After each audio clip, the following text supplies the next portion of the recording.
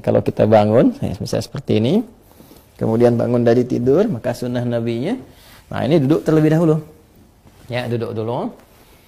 Nah, menenangkan diri dulu. Ya, jadi duduk ini bisa mengondisikan keadaan kita tenang terlebih dahulu. Aliran darah berlangsung dengan baik. Kemudian juga ya perasaan yang mungkin juga agak sempoyongan, belum stabil, ya kan? Kita stabilkan terlebih dahulu. Nah, jadi tidak dianjurkan bangun langsung berdiri atau bahkan ke kamar mandi atau tergesa-gesa, tidak. Kita mengambil keseimbangan diri dulu, biarkan darah mengalir dengan nyaman, nafas teratur, duduk terlebih dahulu. Ya kan? Nah, lantas setelah itu, maka Nabi menuntunkan supaya menghilangkan bekas ngantuk dulu, ya, dengan bagian tangan dari itu. Wamasaha biadihi min athari naumihi. Jadi kita menghilangkan bekas ngantuknya dengan bagian tangan yang diduga bersih, gitu ya.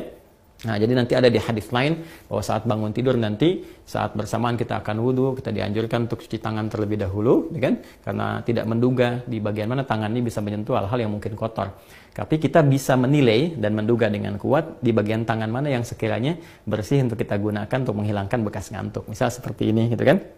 Nah, atau kalau kita duga baik, bersih, kita gunakan seperti ini juga.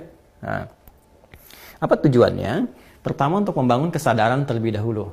Ya, sebelum kita berdoa atau sebelum membacakan ayat-ayat atau kalimat thayyibah, supaya doa yang dibacakan, ayat-ayat Quran yang dibacakan, kemudian nilai-nilai spiritual yang dimohonkan kepada Allah itu tersambungkan dengan khusyuk.